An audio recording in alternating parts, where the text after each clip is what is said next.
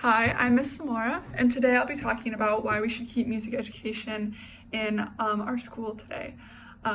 There's a bunch of different reasons that I'm going to list off, but first I would just like to start with talking about reasons why it's so important for the development of children and how that can affect their language and their reasoning skills and their coordination and just it can improve their grades and different things like that. So I'll start out with just listing off some facts about music. Musical training helps develop language and reasoning. Students who have early musical training will develop the areas of the brain that are related to language and reasoning. It also gives a mastery of memorization. So even when performing with sheet music, musicians are constantly using their memory to perform. And when you're talking about choir or marching band, they always perform with memorized music. So that can serve them well in many different ways, like with tests or quizzes or just retaining information that they learn instead of rote learning and going in one ear and out the other. They're memorizing. It can also increase their coordinations. Students who practice with musical instruments can improve their hand-to-eye coordination. And just like playing sports, children can develop motor skills when playing music. And playing an instrument can also teach a child discipline and dedication. It takes discipline of the mind to practice your instrument and work on all the little nitty-gritty parts in a song that are very difficult and they take weeks to just perfect it.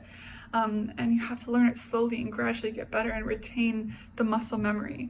In addition to this, there's other classes like marching band specifically that helps with discipline of the mind and the body.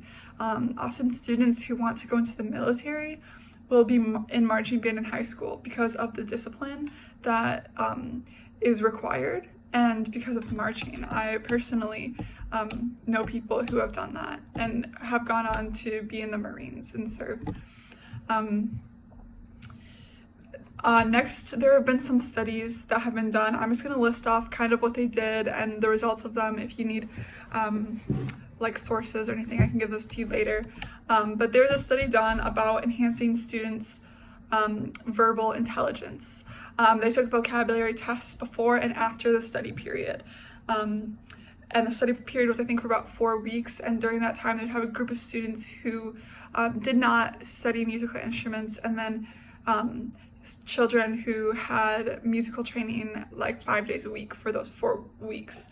And then, quote, the results showed a rapid transfer of cognitive benefits for the music students. Specifically, those who received music training raised their scores of the visual intelligence test. This increase in verbal intelligence was largely and virtually across the board, with 90% of the 24 children showing improvement.